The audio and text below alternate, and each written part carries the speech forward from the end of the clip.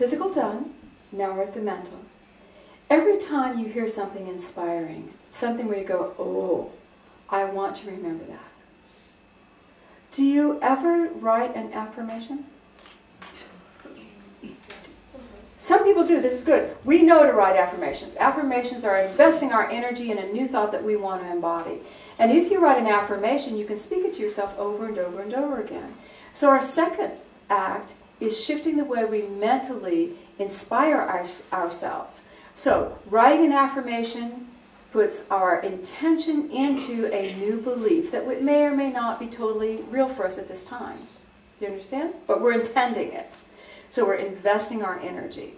We're pretty good with that. We understand affirmations pretty well, correct? Yeah. All right. The other thing that they're asking us to do is, every time we write an affirmation, they're asking us to also stop some negative, harsh, or unkind behavior. So it sounds like this. I shall be infinitely wealthy, and I shall stop kicking the cat. Now, what I have done is I have created an affirmation where I'm investing my energy, but I'm also making a declaration of an act that I can do today. I shall be infinitely wealthy, but I shall stop kicking the cat today.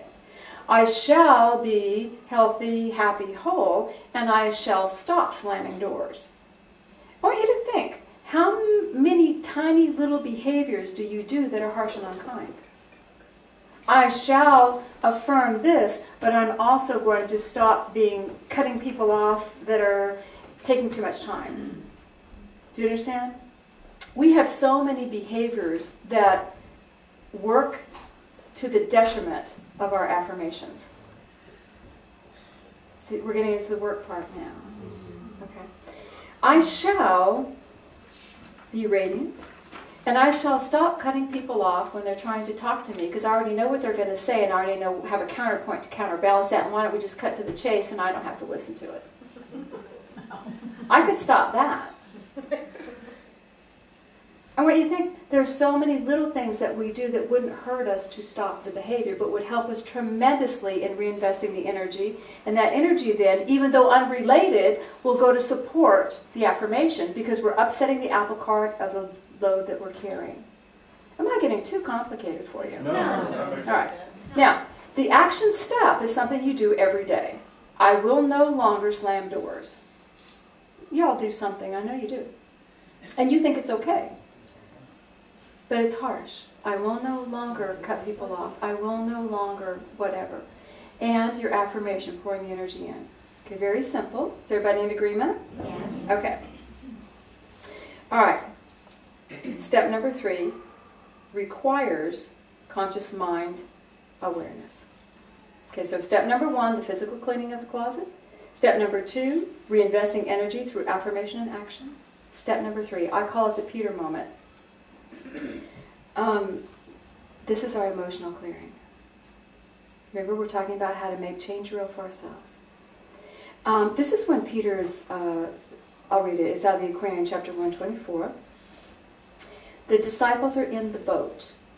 There is a blinding storm. They saw a form move on the waves, and it seemed to be a man. And one of them spoke out and said, "It's a ghost, it's a sign of evil things." They went into fear. And John said, "It's the Lord."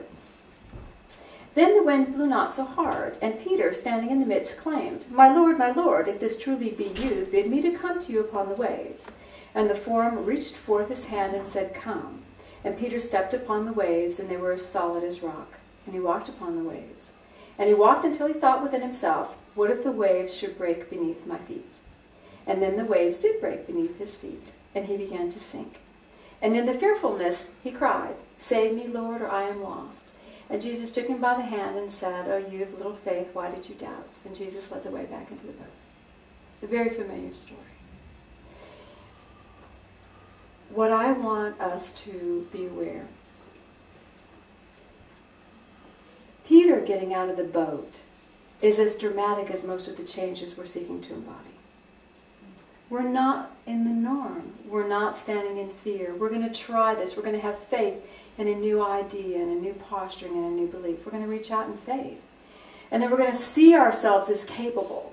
You know, we're going to see ourselves. I can do this. I can do this. We're doing our affirmations. We've done our cleaning. We can do it. We're on the water. We're walking.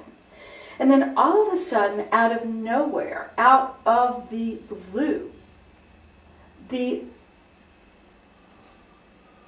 load of emotions that we carry just wells up and overwhelms us. It's like the sea. His eyes here, the sea says, look at me, look at me, look at me, look at me, look at me, look at me. And before you know it, you get sucked in. And now you're drowning in these emotions and you do not know where they came from. You do not know where they came from. And they're overwhelming to you. And I want you to realize what Peter did. Peter reached out to Jesus and said, help me. He reached out. And we say, yeah, we try to reach out to God, but God, help me, help me, help me.